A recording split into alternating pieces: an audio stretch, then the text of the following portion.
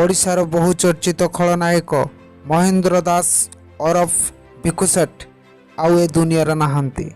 ମୃତ୍ୟୁ ବେଳକୁ ତାଙ୍କୁ 55 ବୟସ ହୋଇଥିଲା। ହଠାତ୍ ତାଙ୍କର ଛାତିରେ ଯନ୍ତ୍ରଣା ହେବା ଯୋଗୁଁ ଚୌଦ୍ୱାରରୁ କଟକ ଯିବା ରାସ୍ତାରେ ତାଙ୍କର ଦେହାନ୍ତ ହୋଇଯାଇଥିଲା। ଶାଗୁଣା ବସିଛି ଡାଣା ମେଲାଇ ନାଟକ ତାଙ୍କୁ ରାତାରାତି ଏକ ଦୁର୍ଦ୍ଦାନ୍ତ ଖଳନାୟକର ପରିଚୟ ଦେଇଥିଲା। ତାଙ୍କର ଅକାଳ ବିୟୋଗ ପାଇଁ ସମଗ୍ର ଯାତ୍ରା ଜଗତରେ ଶୋକର ଛାୟା ଖେଳିଯାଇଛି। ରାଷ୍ଟ୍ରୀୟ ସମ୍ବାଦ ତାଙ୍କର ଅମର ଆତ୍ମାର ସଦ୍ଗତି କାମନା କରୁଛି।